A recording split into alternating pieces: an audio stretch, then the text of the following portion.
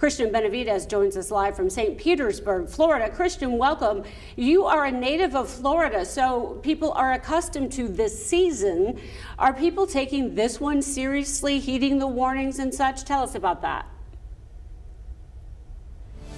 Karen Hayden, good morning. Well, certainly I did grow up here in Florida, and let me tell you, we get a lot of flack for not preparing for hurricanes. But when you hear Category 3, Category 4, you start seeing people really taking this seriously. And we have seen people just sort of getting out. In fact, there's been long lines of traffic just to get out of the Tampa Bay region. People really heeding those warnings. In fact, an official yesterday said to get from St. Petersburg, where we're located, to Orlando, which is in the east coast of Florida, a drive that would normally take about 2 hours, it's 110 miles away, that is expected to take between 4 to 10 hours. So people certainly are getting out. Remember, there are a lot of low-lying areas here. And in fact, the Tampa Bay region hasn't had a direct hit from a hurricane since 1921. That's over a century. So really, this will be a test for the infrastructure here, and people don't really want to be around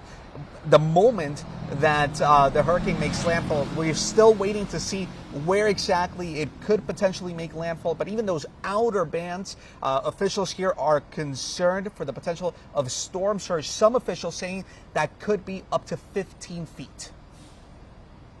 Just some remarkable numbers, too. And I understand evacuations are underway, but I mean, how many people are we exactly talking about over the next couple of days? Overall, about 300,000 people have been told that they need to get out of those low-lying areas. A lot of parts in Hillsborough County, which is where Tampa's located, and a lot of parts of Pinellas County, which is where St. Petersburg is located.